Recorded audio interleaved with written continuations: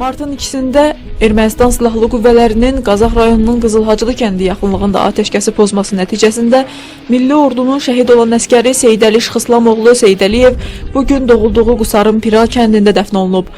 Qusar Hərbi Komissarlığı məlumatı təsdiqləyib. Qeyd edək ki, şəhid Seydəli Sidəliyev ailə üzvlərinin, əskər yoldaşlarının və rayon rəhbərliyinin də iştirakı ilə keçən dəfn mərasimi ilə torpağa tapşırılıb. Bugünkü gündə, yəni torpaqlarımızın müdafiəsi uğrunda, yəni düşmən gülləsi tərəfindən vəfat etmiş və bugün böyük fəxrdir ki, əskərimiz öz silahdaşları çiynində və torpağa dəfn olunur.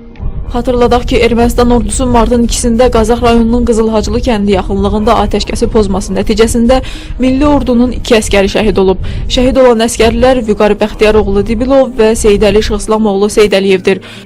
Bu məlumatlara münasibət bildirən Müdafiə Nazirliyinin Mətbuat Xidmətinin rəis müavini Teymur Abdullayev APAY açıqlamasında qeyd edib ki, Dibilov Vüqar Bəxtiyaroğlu və Seydəliyev Seydəli Şıxıslamoğlunun ölümü ilə bağlı Respublika Hərbi Prokurorluğu tərəfindən araşdırma aparılır. Nəticəyə uyğun olaraq məlumat veriləcək. Nərgiz Liftiyeva, Xəbərdar.